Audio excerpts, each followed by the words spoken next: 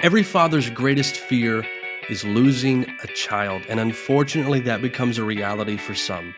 Welcome to Fathering Our Future, the podcast for dads. I'm Anthony Vandegrift, and I am not the perfect dad, but every day I am trying to be better. I'm going to let you in on a conversation that I had with AJ Holloway. He's an evangelist, but he is also a father who lost his firstborn at the age of 2 years old in a tragic house fire. He's going to tell his story, not just about what happened, but how he every day continues to navigate the road ahead with God's help. And woke up and got out of the shower, and our house was on fire. And when my wife and I started, hollering for Levi, we think we may have scared him because he thought we were angry because we were so frantically, and he hid from us, so we could not find him. And by that point, it took 7 minutes for our house to completely be gone. If you're a dad who wants to embrace your God-given mission, make sure you subscribe to Fathering Our Future wherever you listen to podcasts. You can also get more content on Facebook, Instagram, and YouTube. And if you want even more than that, then head over to www.fatheringourfuture.com. Well, AJ, thank you so much for being with me. How are you doing, buddy? Doing good, man. Glad to be on here. Good. Well, I'm grateful to have you on here, like I said, and you're a busy guy. I feel like I reeled you in for a while, but you travel a lot. You are, I'd say you're a pretty high demand evangelist. Reminds me, do you know Josh Youngblood by chance? I do. Okay, he's my buddy. I had him on here a couple years ago, I think, and when we were talking about fatherhood, he couldn't help but throw in all the times that he was preaching at whatever events, and so I gave him a hard time by letting everyone know that he clearly was a good preacher. But you, I think, might be a little more popular than Josh was. You were traveling all the time. Tell us a little bit about what you do, and tell us a little bit about your family, too, how long you've been married, how many kids you have. Yeah, so my family, my wife and I have been married 12 years this past July. We have 4 kids, 3 still with us, and travel full time. I travel the United States. I'm a minister, man. I love talking about the Bible. Enjoy traveling, so it works out. It's got its pros and cons. Being away from my family is not the best part. Sure. But, you learn how to do it. This is our hard, and you pick your hard. Everything's hard. Yep, exactly. Since you travel so much, I know a lot of people do this. Some people do it because they're doing the same thing that you're doing. Some people have to do it for business. Some people do it because they're in the military. Do you have any good advice on how to stay connected to your wife and to your kids when you're traveling so much and you're away so much? Yeah. I heard, I'm trying to remember who told me this, so I hate not quoting someone, That's all right. but they told me that, you really need to highlight with your kids. You need to highlight the benefits and the pitfalls of what you're called to do. So with my kids, what we do is we tell them, like, I know Daddy's gone a lot. I know that it doesn't seem like I'm here, because they'll talk about it. But when we're doing something because of the ministry that's enjoyable, like when they travel with me, I'll take them to a mall, I'll take them to the zoo, take them to something fun, and I'll just let them know, hey, this is a benefit of what Daddy does. My daughter loves gift baskets, man. Every time we go to a hotel, they'll get us a gift basket. And I'll tell her, like, look, the church and the pastor is so kind. They gave us this gift basket. We wouldn't have gotten this if Daddy didn't do this. And outside of that is when I'm home, I am home. I shut down everything. I don't answer text messages. I'm not constantly, trying. Sometimes I fail at this, but I'm trying to not have a phone in front of me. I don't have social media. I don't have anything like that. So there's nothing pining for my attention. So being present, when I'm home is really big. Now, when I'm away, my wife and I will Zoom call. We'll do things like that. It's like I said, everything's hard. Sure. This is no different than someone. I have a brother-in-law who is in the military, and he's gone for like 2-3 months at a time. Yeah. So when he's home, he's home.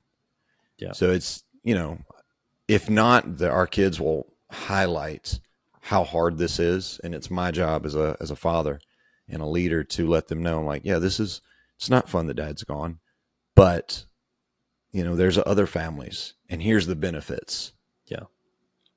Yeah, I think that's good advice, highlighting the benefits. And then, like you Yeah. said, when you're home, being home, because I'm Right. a firm believer that quality time is greater than the quantity of time that we have with the kids. I think it's great if we can have as much time as we have to give with our kids. But Yeah. if we're just present and we're not engaged, I don't know that that's actually a huge benefit. I know it helps a little bit, but if we can be present, if we can be involved in what they're doing and involve them in the things that we're doing, I Right. think that goes a long way. So great tip. I like the highlighting the benefit. I'm going to quote you on that. I know you couldn't figure out who gave you Yeah. that content, but I'll quote you Oh from man. now on that. Um, but like you said, when you were talking a little bit about your family, 4 kids, 3 are still with you. Yeah. So you are, I'm going to say, one of the rare people who have endured, I think, the tragedy that every parent kind of fears, and that's losing a child. Yeah. Um, so I know there's not a lot of people, and I'll say, thankfully, there's not a lot of people who can directly relate to this. But from what I've seen, just doing a little bit of research, it clearly happens. Yeah. I'm glad it doesn't happen as much as it used to years ago, but it still happens. Yeah. So I think there's a lot that you can provide that will help, that'll help fathers today who are in the same situation that you're in, mothers as well. But I also think you're going to be able to help us even with just grief in general. I think from what I've heard talking to other people, you came highly recommended to talk about this because of how you've handled this situation as well as you have. And so that's what we're going to dive into. But let's just start here, just for the sake of everyone listening and watching. Just take us through the events of what happened. Just briefly recap what happened with your child. Yeah. We're coming up on 6 years now. This was October, I believe it was 25th, if I'm not mistaken, and woke up and got out of the shower, and our house was on fire. And when my wife and I started, hollering for Levi, we think we may have scared him because he thought we were angry because we were so frantically, and he hid from us, so we could not find him. And by that point, it took 7 minutes for our house to completely be gone. Wow. And in that time, I have 17 scars on my body, today from trying to get back into the house. I threw myself through 4 windows, and Wow. I wasn't thinking coherently enough to raise the window, and we had window panes. So I was throwing myself through the window, and I couldn't break past the aluminum panes. So just your brain, I later found out your brain shrinks down to a 12-year-old unless you're trained in this type of scenario. So actually that gave me a lot of peace because I felt like a failure. Sure. And I had a close confidant in our church who was a fireman. And he told me, he said, there's no way you could have beat this. He said, you weren't trained for it. And so that actually gives me more peace. Just, I was dealing with, as a man, I'm an absolute failure, because we all have thoughts of grandeur. We watch the movies and we're like, well, this is what I would do, and this is how I would handle it. It's right. Yeah, it's literally, first of all, what happens on a movie in a fire, not even close to reality. I mean, the stuff in the house that is consumable and it burns, total blackness. You can't see an inch in front of your face. So we lost. And we found out later that afternoon, that Levi didn't make it.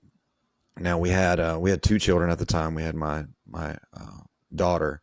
She was in her crib, so we were able to grab her instinctively. And then Levi, he was almost 3. He would have turned 3 in December. So he was a wily little fella, and so he hid from us.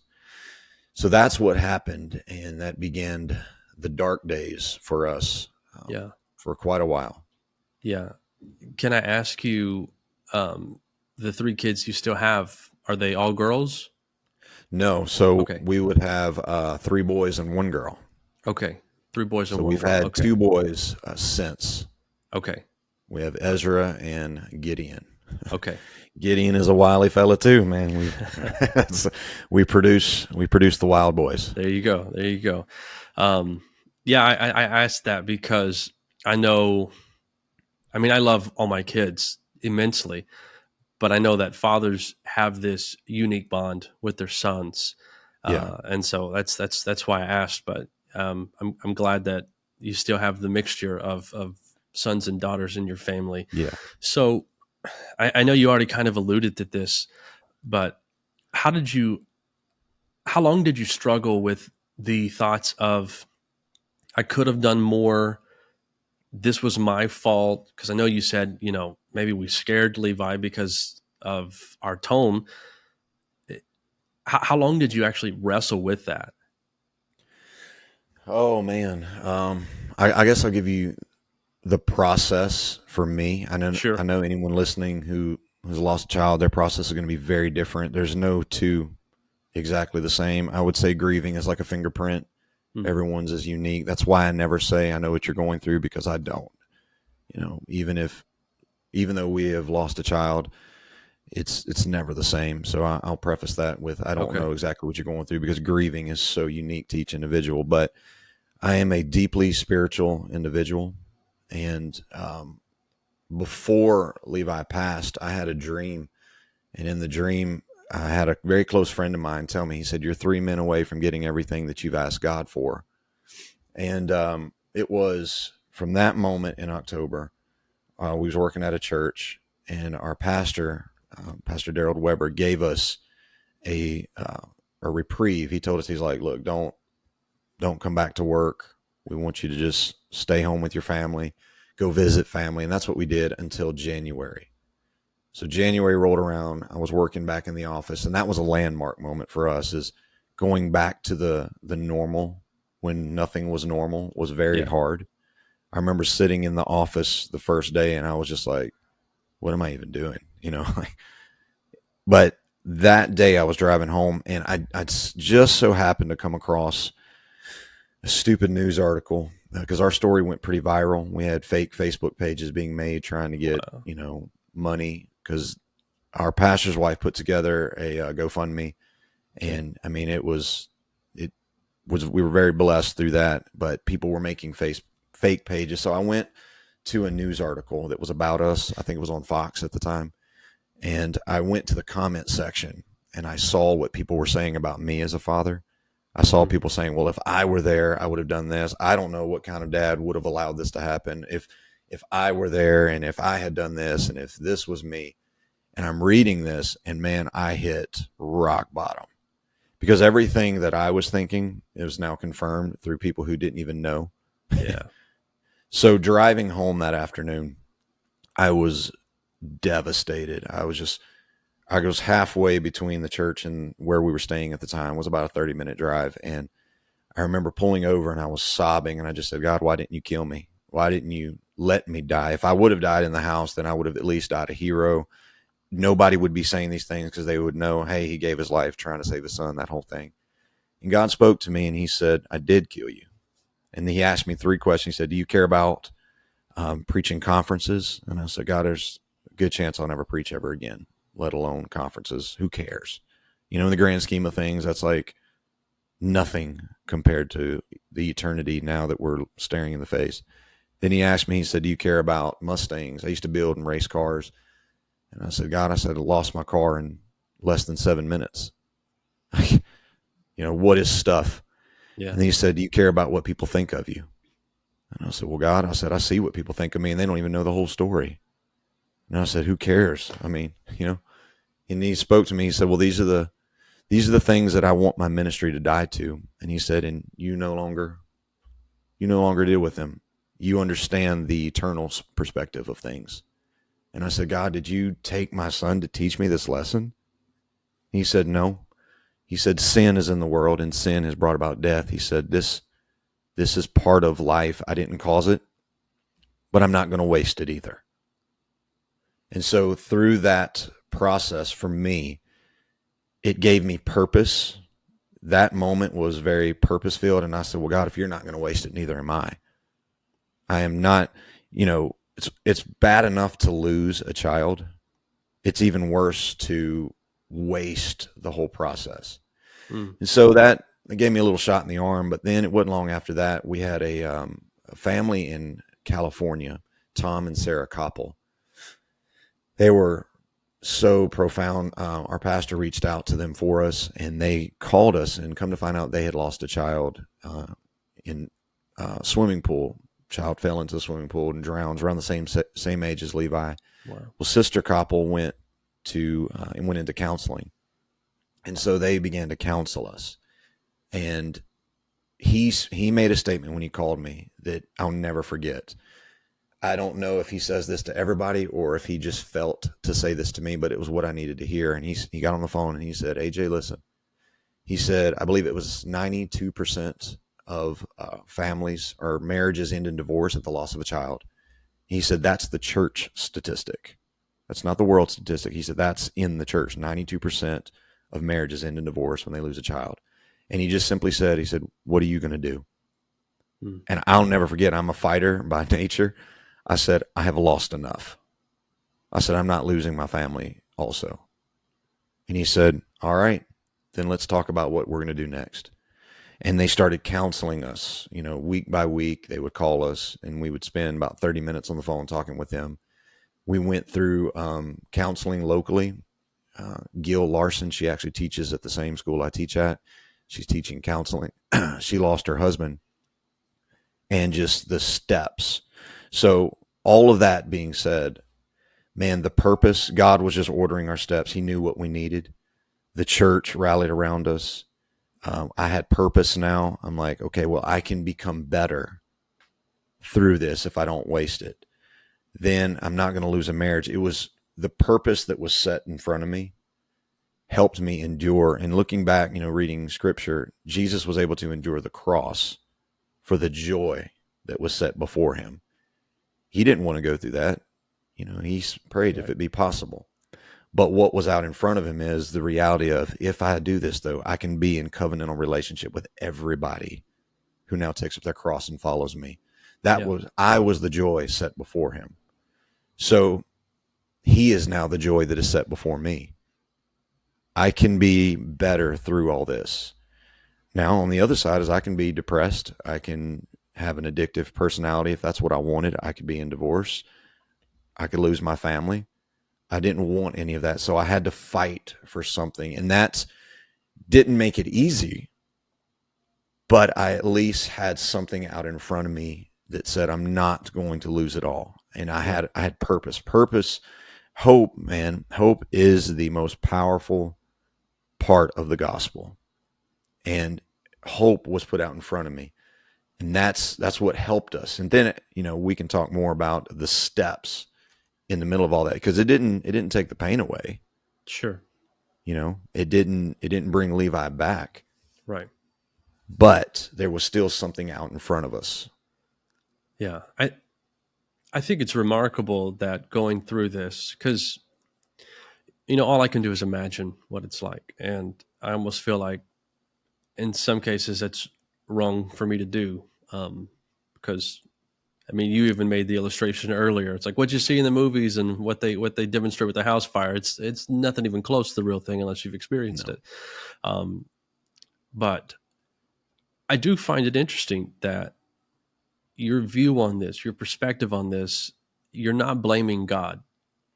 It sounds more like for you, it's, end of Genesis, Joseph experience what was intended for evil.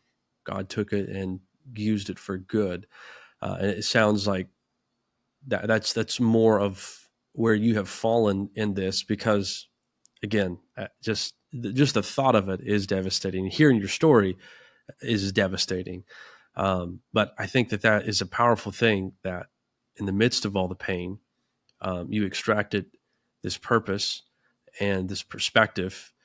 And I do want to talk more about that in a little bit. Let me ask you this though.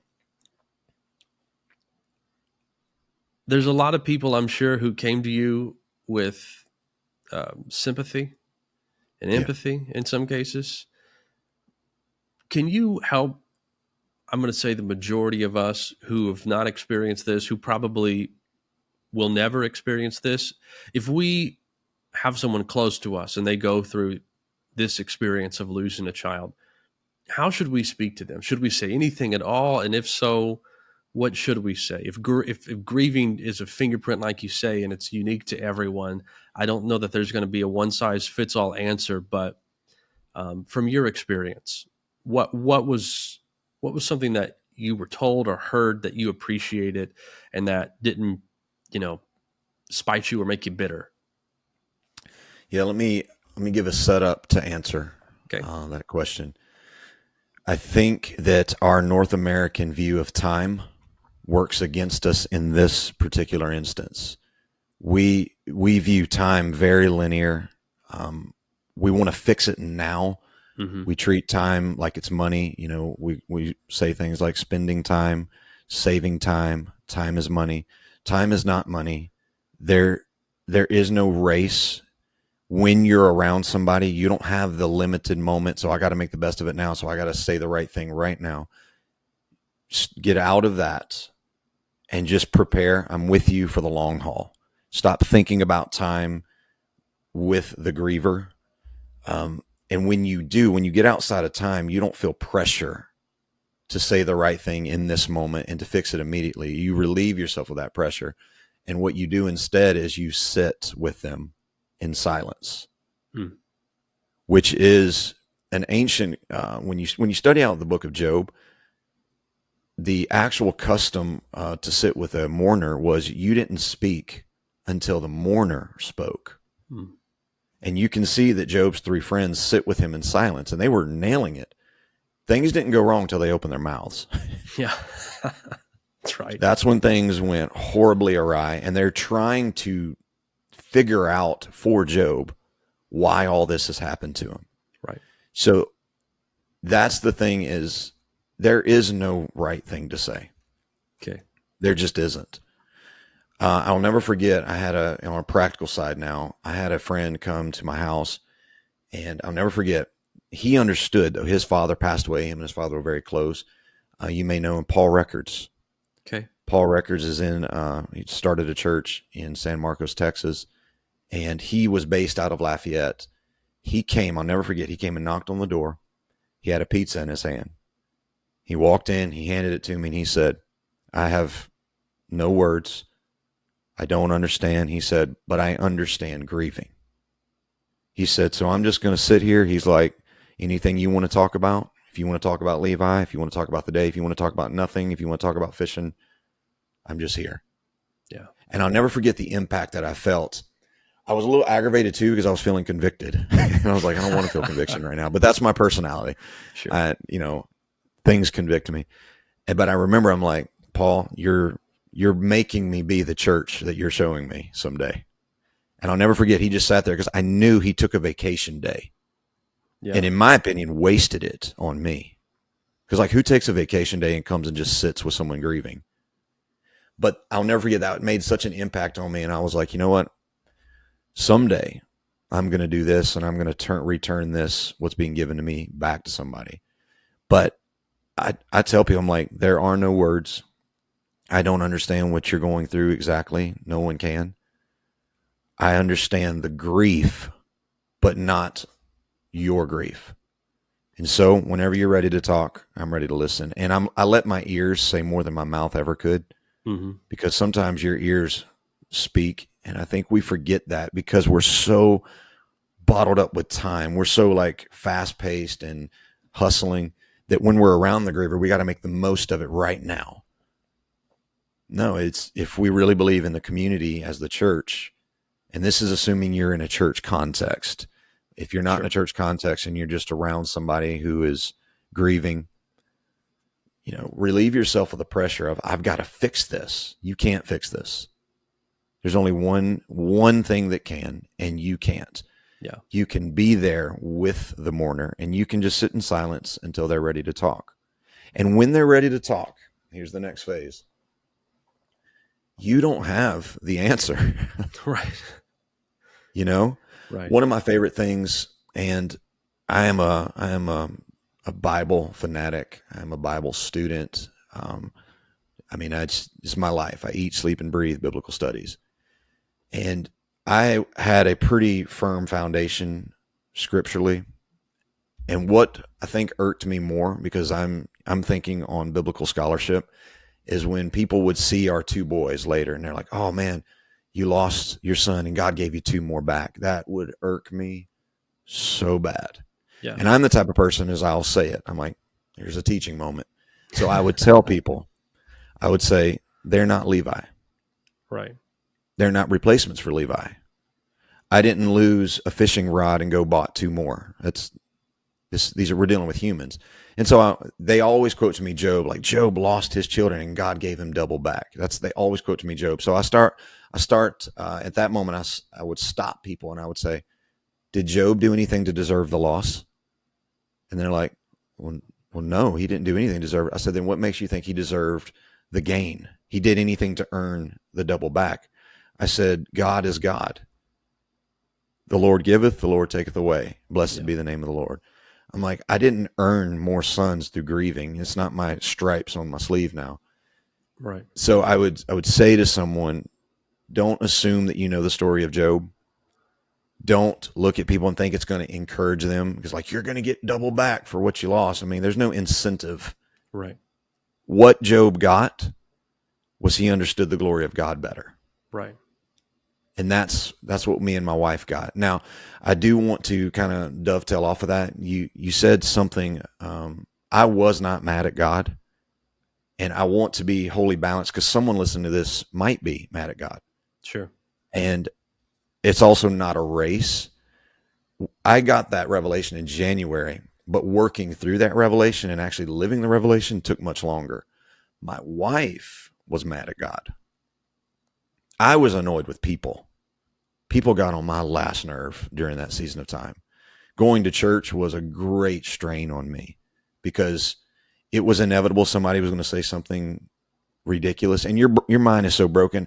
I couldn't highlight all the good things people were saying, because it was probably 70-30 people saying the right things and 30% saying ridiculous things. Mm-hmm. And I'm a fighter. When people said the ridiculous things, boy, I was ready to correct it.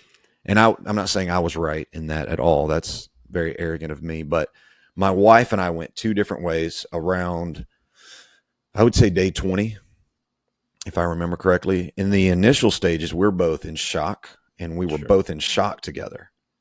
But then as the shock started wearing off, we went two different directions. I went into the direction of, I don't want to be around people. I don't want to talk to people. I don't want to be around anyone. My wife wanted to be around people.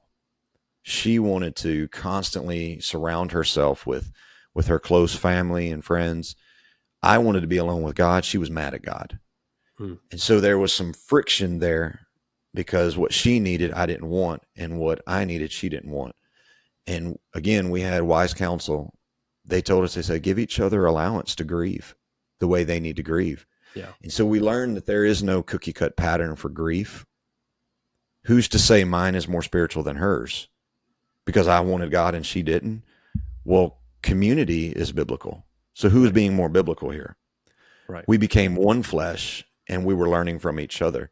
She's learned how to fall back in love with God through my relationship. I've learned how to fall back onto community through her, and it worked together by giving each other allowance to grieve. So I don't want somebody to listen and be like, oh man, Brother Holloway, he never doubted God, never got mad at God.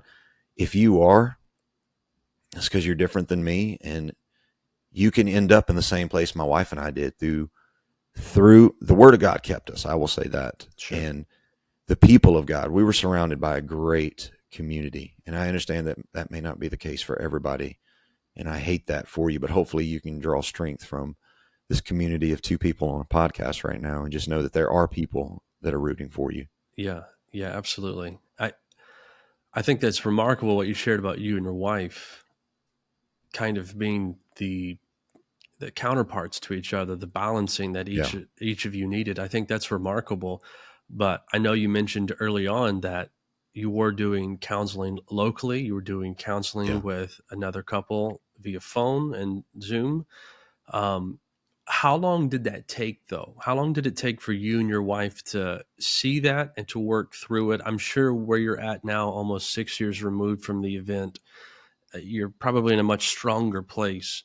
But how long did that actually take to get from here's the day it happened to where, okay, we recognize that we grieve differently. We're going to work on this together, and we're going to get through this. Like, how long did that take in actuality?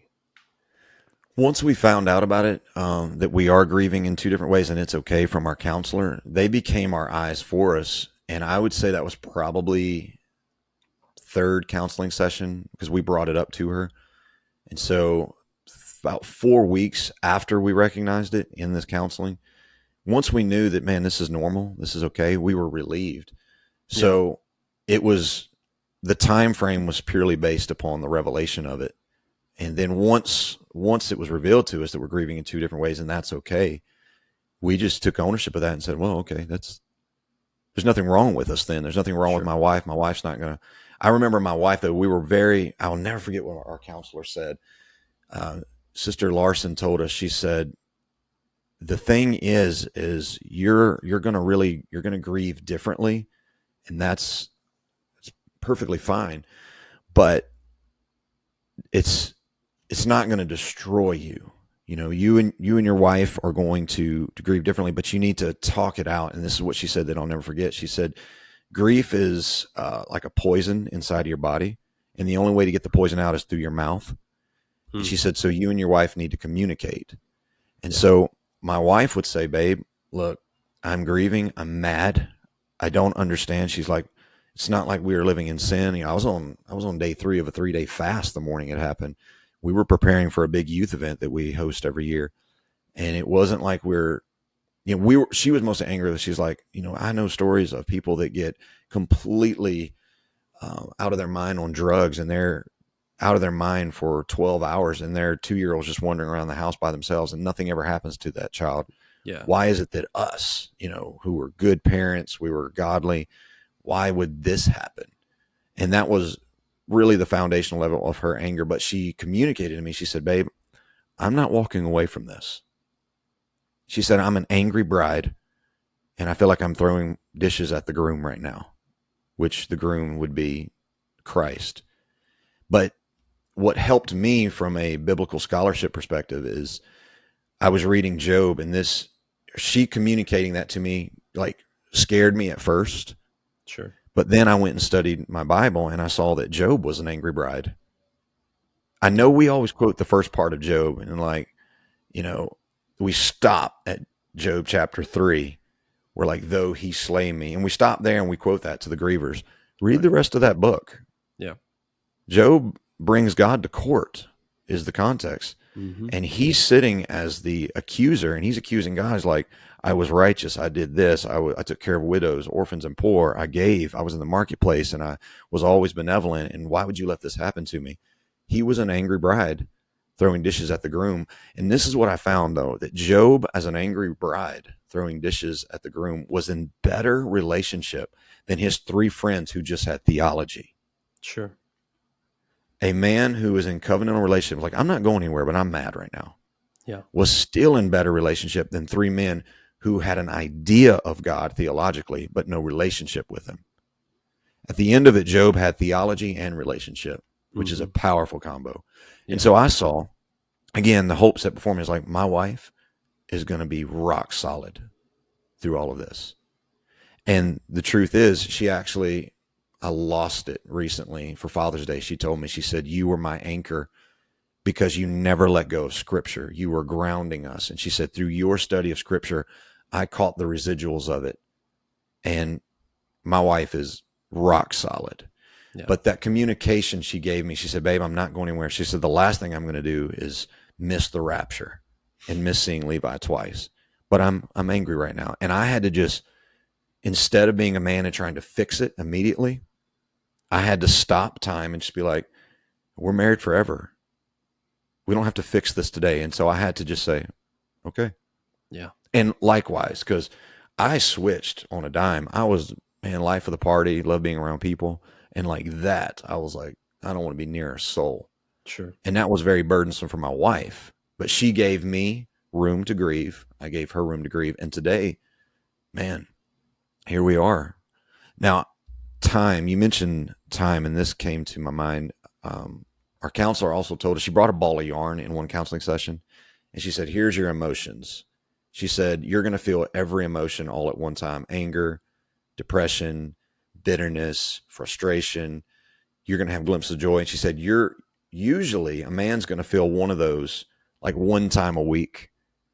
And she looked at me, she goes, there's nothing wrong with you that you're feeling all of these every single minute. Because, man, men are just hardwired different than ladies. Ladies are feeling all those emotions. Men, like, you cut me off in traffic, I'm mad. But then I'm going to move on. Right. You hurt my family, I'm ready to go to war. Right. We feel emotions on a very linear state. And I thought I was crazy because I could just cry at the drop of a hat just sitting in Starbucks. Yeah. And I didn't know what was wrong with me. But she started pulling the yarn loose, and she said, in a year, these emotions are going to start separating. Sorry, Alexa is giving me a reminder right now. No, you're good. But as time went on, she said, it's going to be 5 years. She said, this is pretty much across the board. You're going to find out at year 5, that yarn is going to be completely loosened to where you feel normal again. And man, truer words have never been said. Year 5, something happened. Now that may depress some, because you may be thinking, so I'm going to feel like this for the next 5 years. I want to encourage you. If you do, that's not a bad thing. That just shows you the depth of love that you were capable of, that you don't get over it in a year, 2 years. And I'm not over it. Yeah.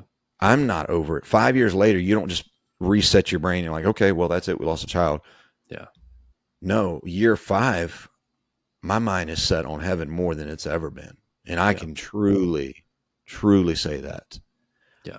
That's the bedrock of ministry for me. So the time, it's going to be a while, and that's beautiful because that means you loved that deep. Sure. That's the proof. Grief is actually a comfort. Yeah, I think that's a revelation in and of itself, just realizing that the pain is a reflection of the love that was present, and kind of falling back on that I was given this gift from God, and I did appreciate it, and I did love it with everything I could. And it's going to take time. And like you said, 5 years does seem like a long time, but in the grand scheme of things, like, you have more life ahead of you than you do behind you. And I think enduring those 5 years, pressing forward, there's greater ahead of you. I would imagine that just like you and your wife, like, you've coined it in different ways, but it just seems like the worst thing that you could do is stop trying. And you fight, you try in different ways. I think you would echo this, but getting counseling is a must, because I don't know how else you do that. Like your wife, falling on community. I mean, community is a big thing. You talked about isolation with God. I think it's interesting. You talk about, you're in the car ride. God, why didn't you just take me? Reminded me of a bit of Elijah. Elijah gets along with God, and he's like, God, you can just go and take me now. Like, I have no more purpose. But it's in community that, our mind gets some clarity. Man, I think that's, so let me ask you this. Your kid was 2 years old, almost 3. And at the time, I feel like we had a kid almost that age, getting close to that. I know you said you'll probably never completely get over this. Like, this is probably a lifelong process. At a 5-year point, sure, that you have a bit of a turning point, but still, it's like you forget your son. What was? Let me ask. Like, what's the hardest part about that? I would imagine for me, it's just all the thoughts of what could have been, because So your oldest, is your oldest a boy too? No, so Okay. my Levi would be the oldest. He would be 8, coming on Okay. 8 in Okay. December. Eleanor, our daughter, second born, she is 6, so Okay. she's the next oldest. I So see. Okay. we have 2, 4, 6, and 8. Okay. Got it. Yep. Our That's, kids. yeah. We almost did the same thing, but our last baby was over 11 pounds. So my wife said I need a break. We're at 6, Yeah, 4, yeah. and 2. So we're taking a little bit of a break, but anyway, um, okay. So yeah, I mean, just, I'd imagine that, you know, there's something magical about like the 2-year-old age, because you start to see so much of the Yeah. personality start to come out. Like you said, he's like It's this my favorite wily age. fellow. It's a fun age. Like it's tense because they go through that terrible two face, but they start to kind of come out a little bit, and you start to see what their proclivities are and what they're drawn to and what they like, and Right. your wheels start spinning. Now, I mean, I remember thinking about my kids at that age, and my youngest is still there, and it's just like, man, they're going to be fun as they continue to grow up, and you see that manifest itself. um I don't know if that's still something that kind of lingers in your mind, but Oh, yeah. is it recommended to you from those that you've done counseling with to think about those things, or to try and not think about those things? I think this is going to be a case by case. I'll think about it at times. What your human brain does is it's fascinating. I don't know if women deal with this as much. They do in the initial stages, but my brain always goes back to the day of the fire, Hmm. and I'm extremely logic based. I'm very much a builder, constructor type of brain. So I'm always thinking of the logic, and I go back to that day of the fire, and I'm just looking at the logical things I should have done. And so my brain always goes back and tries to fix. Yeah. And this plays into your question. For me at least, I had to stop myself logically and be like, there's nothing back there. I can't turn back time. I can't go back and do it. So me going back to this every day is causing me more frustration. Hmm. And so this is what I had to imagine. I imagined every time my brain started going back, I would take a lasso and I would put it around that thought, and I would pull it back, and I would put it on a leash, and I would tell myself, you are not going back there. Yeah. And for me, scripture though, I would take every thought captive and I would cast it down and be like, that I can't go back there. There's nothing back there. So in regard to thinking about Levi, there's nothing wrong with thinking about him, but here's what I do instead. Rather than thinking of what could have been, by the power of the gospel, I know what will be. Yeah. And now it's the greatest anticipation what he'll be in heaven. Sure. That's what I think more about that than what could have been. So that's where I allow my brain to go to the eternal. Yeah. Is me and my kids will talk about it. And my daughter, she is fascinated by heaven, because we study heaven a lot in our house. And my daughter, she'll teach you the best Bible study on heaven. She's like, Daddy, do you think Levi's riding dinosaurs right now? And I said, we don't have any Bible telling us he's not. So Yeah. the Bible tells us that Leviathan was basically God's big pet. I said, who knows? I said, one thing we do know is it's going to be amazing. So I think about what will be. And I know I'm not going to be disappointed. My thoughts that I have may not be accurate, because we don't have a whole lot to go off of. Sure. But I do know, and this is my prayer. I say, God, you didn't give us a whole lot to go on as far as the details of heaven. You were more concerned of us getting there. And I asked God one day, I said, why is that? And I'll never forget what God spoke to me. He said, I have the right to surprise my kids. Mm-hmm. He said, and I can't wait to see your face. Yeah. And so for me, my thoughts may be wrong as to what heaven will look like and be like with Levi, but I know I'm not going to be disappointed. Right. I know it's going to be good. Yeah. And so I say this a lot of times to people, and I just feel to say this now, is a lot of people, more of your agnostic and atheists will be like, you don't even know if there is a heaven. And I look at people and I say, well, I believe there is, and I have biblical evidence that there is, But let's just say there's not. Let's go with that for a minute, and let's just go down that road. And let's say I'm doing all of this for nothing. I'm thinking about heaven. I'm preaching the gospel. I'm doing all of this work of sanctification because of God's free gift of justification. Let's say I'm doing all of that, and it turns out I just die, cease to exist. I was wrong. We lost Levi forever. I did, and I go back to the dust, so on and so forth. I said, let's say I'm wrong. If I am, all I got out of the deal was peace. I got a marriage instead of 92% ending in divorce. Mm-hmm. I got joy again. I have hope. I have expectation. I'm not on drugs. I'm not drunk every night. I haven't given myself over to anything.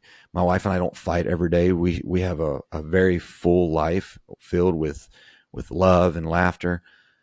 But let's say I am right. And let's say all of this is for a reason. I get all of the aforementioned things plus joy unspeakable, and I get Levi back. Yeah. It's not a gamble. Yeah. If I did all this and it meant nothing, I just got a marriage out of it. That's all. Yeah. I just became a better daddy to my 3 kids instead of sitting in the corner grieving forever.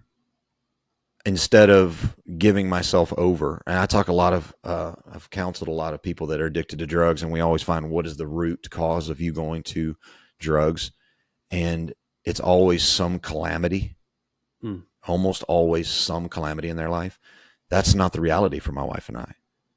So we wasted our time on joy. Yeah. We wasted our time on hope. We wasted our time on a beautiful marriage. That's the thing. But if I'm right, I win twice. Right. Yeah. I win here and there. Yeah. Yeah. That's a great That's not a perspective. gamble. Give it to me anytime. Yeah, absolutely. That's a wonderful perspective to have. That's great. I think it's remarkable that you've gone through something so tragic. And out of the other side of that, you're in the place you're at right now. That's inspirational. And that in and of itself is hopeful too. And I imagine that if it's hopeful for me, that it's hopeful for those who have experienced the same as you have experienced. Now, I know you said Levi was your oldest, and when you talked about the day, you're running to the crib to get the next in line. So you didn't really have to explain to any of your kids why their sibling all of a sudden's gone. It's not like you had a 8-year-old and a 6-year-old and you lost a 4-year-old. Right. But I think it was interesting at the beginning when I asked you about your family. You said we have 4 kids, 3 with us. So clearly, you still talk about your family as 4 kids. How have you gone about explaining that to your other kids? This just came up. So our daughter is 6 years old, and we don't forget about Levi. We haven't built a shrine to him either. We want to be balanced. Sure. But what we do every year for Levi's birthday is that date still is a celebration for us. We can't just ignore it because he's not here. Right. So what we would do is every year for his birthday, we take our kids somewhere and we do something fun for them. We'll do something. Well, that day is a celebration still today, and they love Levi's birthday because they get. I'm sure they get a fun day out of it. They're like, Levi's awesome. Yeah. So our daughter is now old enough to where she said, Mom, Dad, where is Levi? What happened to Levi? Mm-hmm. Up until that point, it was just everybody has a life like this. Everybody has a Levi in heaven. Sure. And she's starting to realize that that's not true. And so she asked, and we didn't know what to do. My wife contacted Sister Larson and just was like, what do we do? And Sister Larson said, you can't hide it. You don't want to lie to her. She's asking. Let her know. Obviously, you don't have to go into the details and all that. And so this was a terrifying thing for us, but we sat our daughter down and we were just like, look, baby, Levi passed away and he's with Jesus now. We don't want to lie to her. We don't want to hide it from her. And we just told her that when you're a little older, we'll tell you more. But right now you just need to know that you had a brother and he passed away. So we were worried. We have all the same fears that every parent has. Are we going to break our child? Yeah. And the couples told us, they said, your child will not break. The humans are so capable of deep empathy. And they said, your daughter's just going to be a deeper, empathetic person. She's going to understand that. She'll be moved to tears when somebody else brings up loss because she somehow understands it. And the same with our boys, but they're so worried about toys and playing and playing in the dirt right now. Yep. You know, Ezra, our middle child, hasn't even brought it up. But our daughter is. Yeah. She's very inquisitive. And that was our approach. We talked to her and she cried, but then she went on and she knows now. She also knows that mommy and daddy don't hide things from her. We're very big on there's no secrets in our house. You know, we talk it out. So we haven't dealt with it in depth because you're right. It's not like our daughter was 8 years old, very coherent. She just turned 1 actually in the next month. Her birthday is November 17th. Okay. This happened at the end of October. So just a little over 2 weeks, we celebrated her birthday. Yeah. So she doesn't remember any of it. But she's asking questions now. And, you know, the jury's out. You know, we'll find out when she's 17 and we'll talk about it. But as of right now, she understands that life is biblically, you know, the Bible never hid any of this from us. Life is but a vapor. Yeah. It's here 1 minute and gone the next. And she understands that. Yeah. So you're not breaking your child. You're making them wiser. Oh, yeah. You know? Yeah, absolutely. If anything, I'm a word of the day kind of guy, and this one came up a while back, but it was very fitting about our son. Word is perspicacious. Just, it's almost as if they have this intuitive knowledge into situations, is very often associated with emotional circumstances. We have a friend. She was 20 weeks pregnant with her third child. They'd already picked out a name, already started buying clothes. Everything was, you know, already in the works. And at that point, it's very unlikely that you have a miscarriage. Well, she did.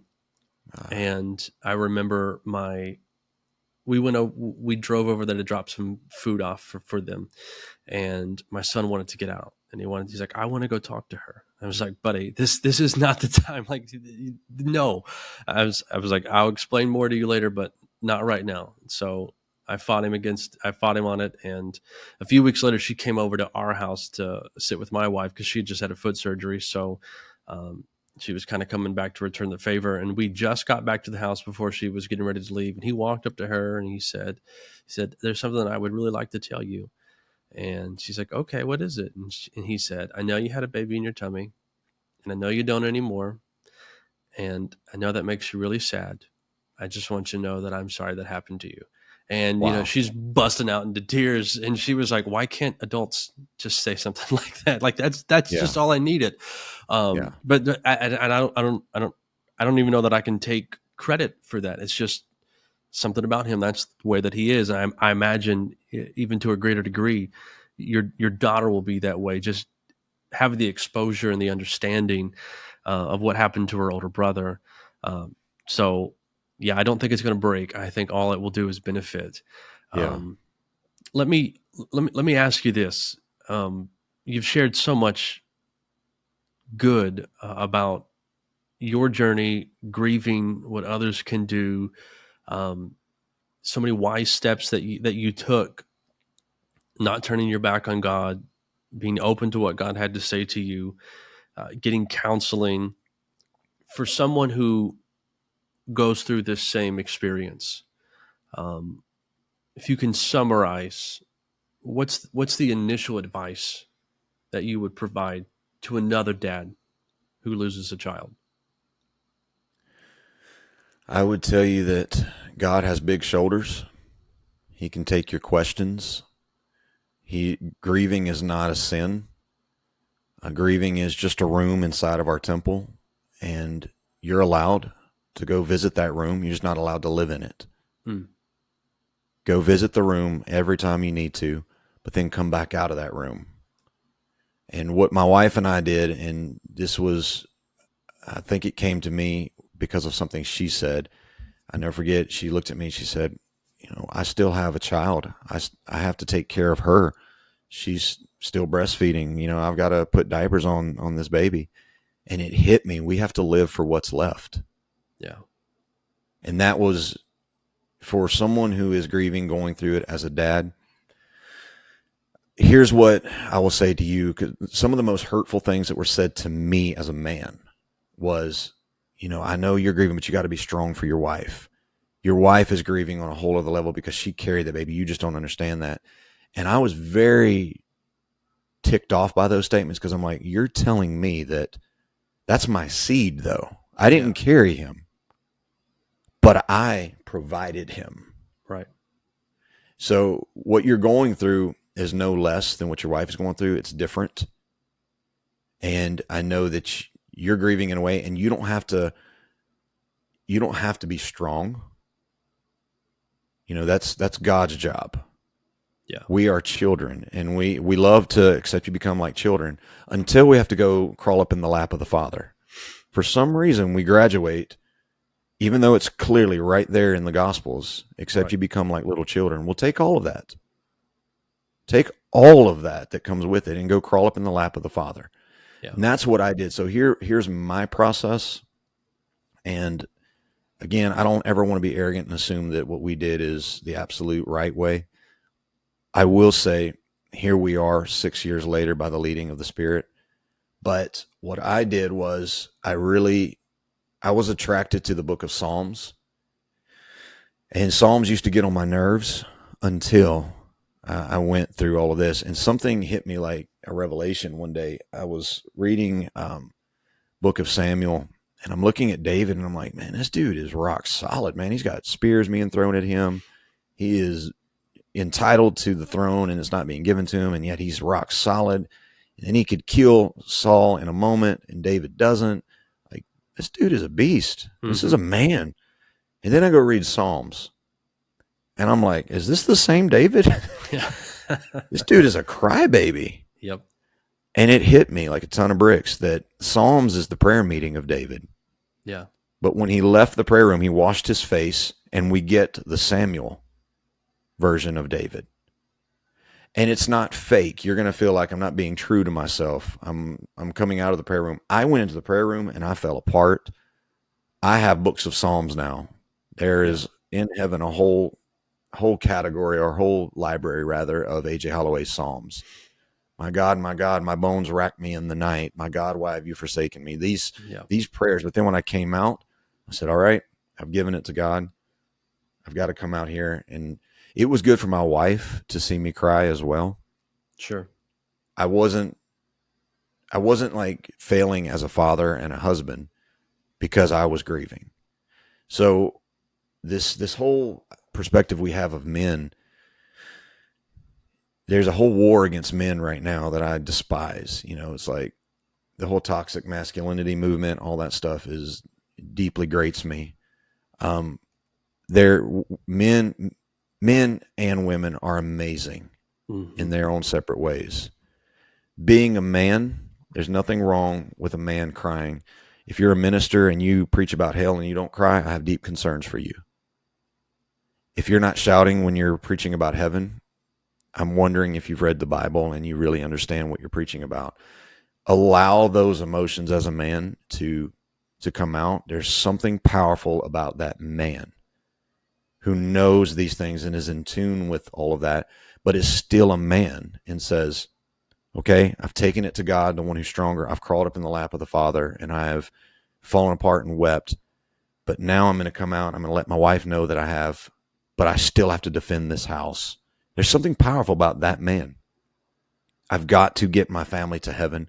I'll never get my wife looking at me, and she was like, babe, get us out of here. Get us to heaven. And as a man, I took that as like, same way I felt when I was 5 years old and my dad came into my room because he had to go on a business trip. And my dad looked at me and he was like, you're the man while I'm gone. I sat up till 2 a.m. with a BB gun looking out the window because I'm like, I have to defend my mom and my sister. And like, I'm the man. Dad has trusted me with being a man. Yep. And the Father wanted me to be a child in prayer. But then he sends me back out and he says, now go be the man made in my image and show her Christ. Mm-hmm. Christ hanging on the cross looks at John and says, go take care of my mom. Yeah. That's what men do. And it's not better than women. Women have a whole host of responsibility that we could never do. But there's something powerful about the man. So if you're a man and you're listening to this, you're a dad, you're grieving, you're going through that, go in the prayer room and write your Psalms. Crawl up in the lap of the Father. Then come out and let people know God's going to take care of us. Yeah. We're going to defend this house. We're going to defend this family. We're going to live for what's left. That's the process that we've taken, and that's the process I still take. And we're better today because of it. Yeah. Yeah. I don't imagine that you could ever go wrong going to God. No. In whatever situation you face.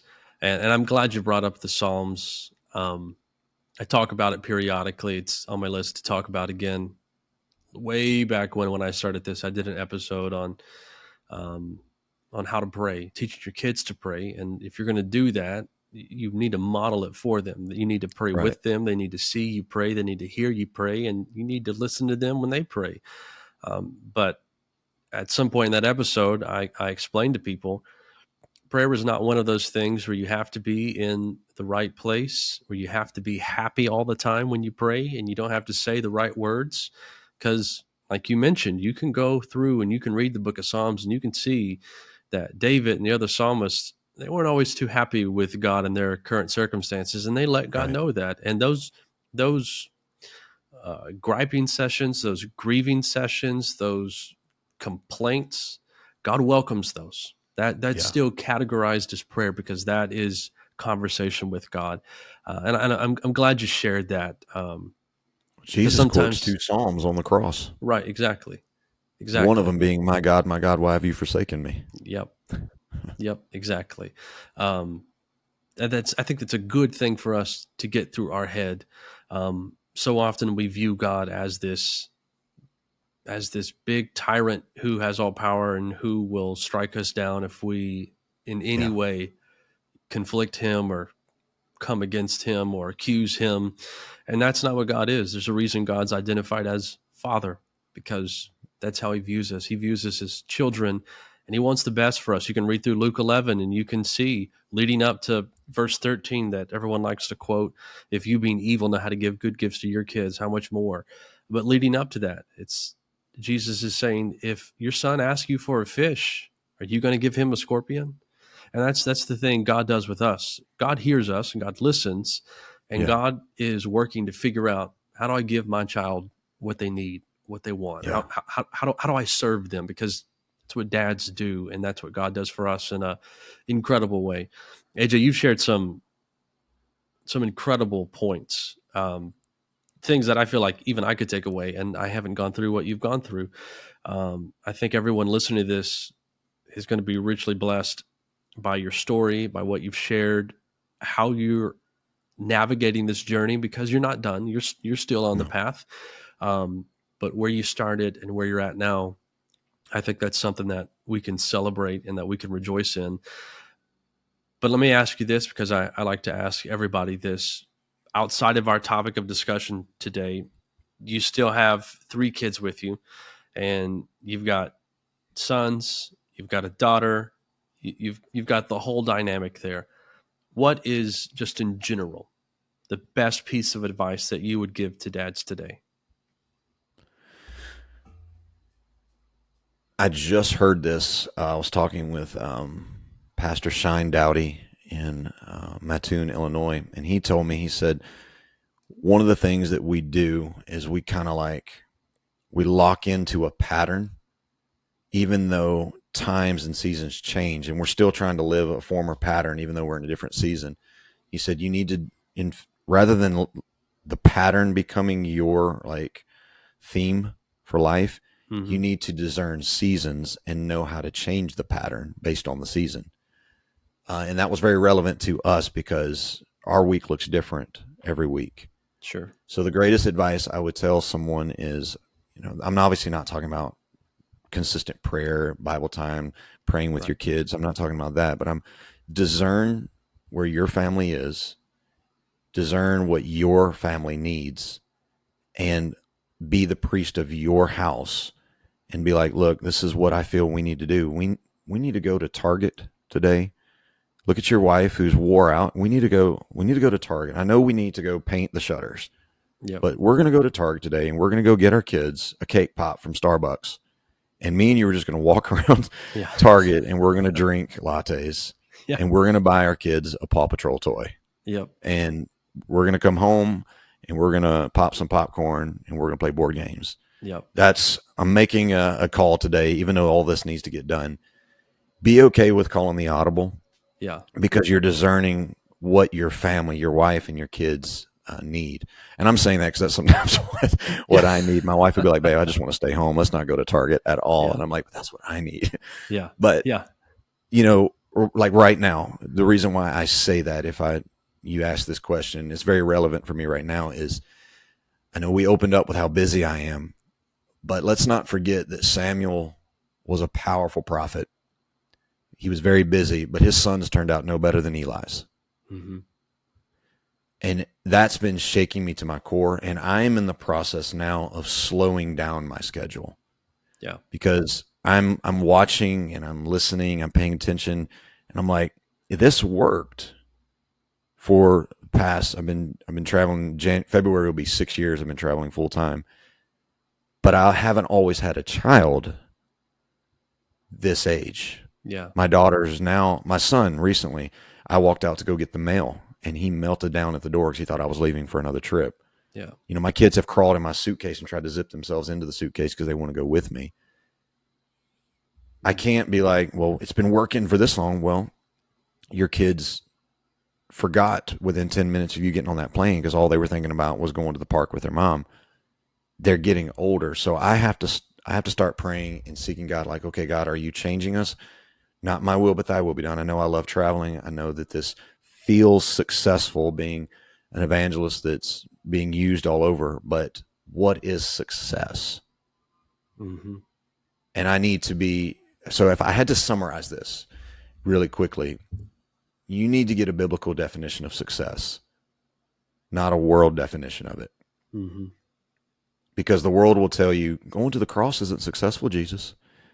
You need to go get a throne and rule. That's what you need to do. And Jesus is like, what I'm going to do is not going to look successful to you, but it's going to be the most successful thing the world has ever seen. Dying on a cross is not successful.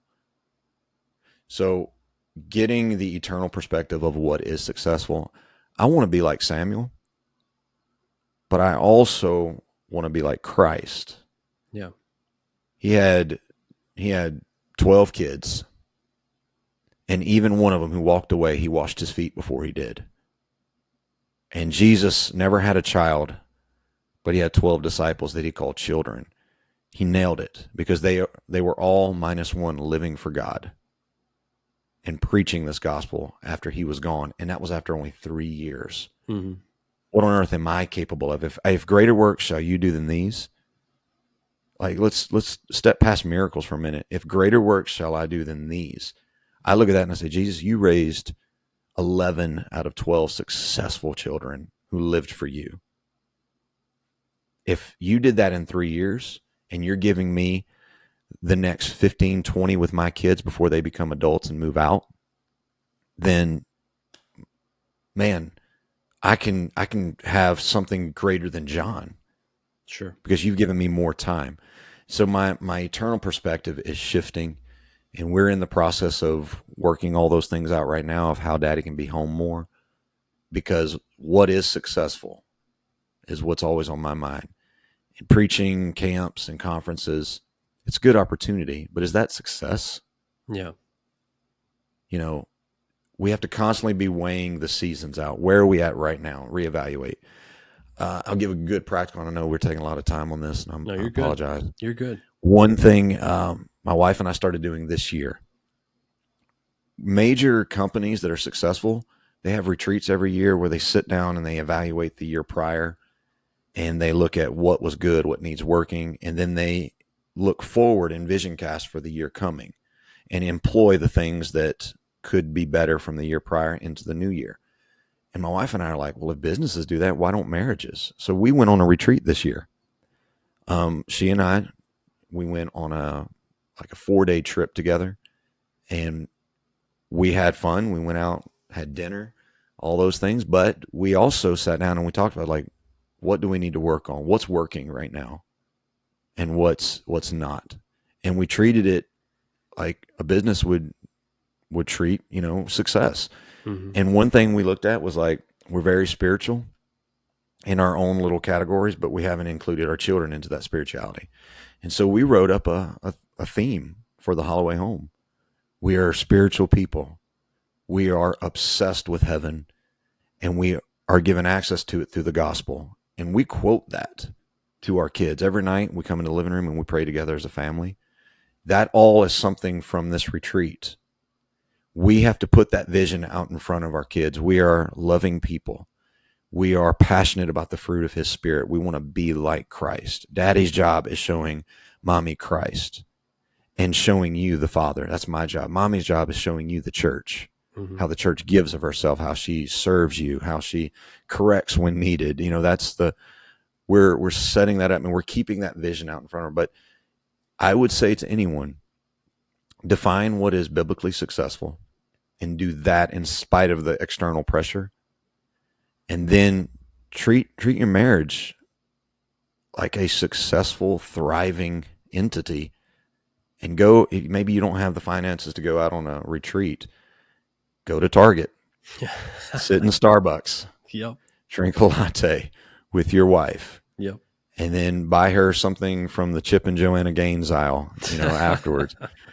And talk to her and just be like, this is what I feel we didn't really do well last year. Here's some of the things I feel like we nailed. Let's go into this next year with this vision. Yeah. And that is, I got that from Pastor Donovan Hill. He wrote a book, and it's in that book. And he told me that, and I really latched onto it. And I said, I love that idea. And we were already planning to go on vacation together at that point. And I said, well, that's what we're going to turn this vacation into. Yeah. So I would say to any marriage, go lead your family as husbands and be spiritual and define what is success. You can make a lot of money in a year as a driven individual. Is that successful? Or is making decent money Mm-hmm. and being home more successful? Yeah. It's preaching every conference. I've gotten to a point now where people call me and they're like, hey, can you preach this conference? And I'm like, no, I can't, but I know somebody who's really good that can. Yeah.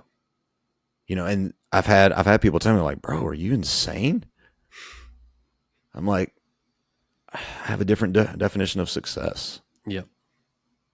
And it messes with my head right now. Right now we're in the process of slowing down. I'll be traveling every weekend still I feel to do that. I feel like that's what I'm called to do. But I'm slowing down the week by week, being gone weeks on end, because I don't feel that it's wise anymore in this new season. And so we've accepted a position at a church to be the discipleship pastors. I'll be writing doctrine, curriculum. I'm not going to stop traveling at all. I still feel very strongly to do that. But I'll only be doing that on like Friday through Sunday. Throughout the week, I'll be local. Yeah. And my wife and I had a discussion. We're like, all right, the kids are getting older. Is this something we still need to be doing? And prayed about it. And lo and behold, while we were praying about it, the pastor came and presented this to us. And God started ordering our steps. So we were feeling the nudge in the direction. Mm-hmm. And God did it. So I'm already having to work through my head, just so you don't think that I'm some awesome, Christ follower that never has doubts. I've had to go through my head and be like, am I going to be okay when I lose my American flight status? Am I going to be okay when now thankfully I'm not on social media, so I don't see this, but am I going to be okay when I hear about that other evangelist preaching that conference when I could have been preaching it? I have to work through all that, and I have to anchor myself and be like, I'm not the only minister in the movement. Right. The body works really well, and this is what I need to do right now. Right. And heaven will tell the tale. So Yeah, exactly. all that being said, Yeah. define success and spend time with your family and reevaluate season by season would be my advice. Well, it is a heartbreaking story, but I think you probably feel the way that I feel. It's motivational and it's inspirational that a father can lose a child and still see value in life, can have the perspective that AJ has, can see that God can still take the brokenness and make something beautiful out of that. I think that that is worth all of us taking away, but I also think it's worth sharing. And that's what I want you to do with today's episode. AJ does not have social media. His friends will only know that this played if he sends it directly to them or if they happen to see it on social media. But this is what I want you to do. I want you to share this on whatever social platform you're on. If you know someone who's lost a child, I want you to send them this episode. If you know someone that knows someone who's lost a child, I want you to send them this episode, because what AJ shared about dealing with people who are grieving, that's information that we all need to be aware of. So do me this favor and share today's episode and allow AJ's story and perspective and his faith to bless somebody else. This is Fathering Our Future, the podcast for dads. I'm Anthony Vandegrift. Thank you so much for being with me, and I hope you will join me next time.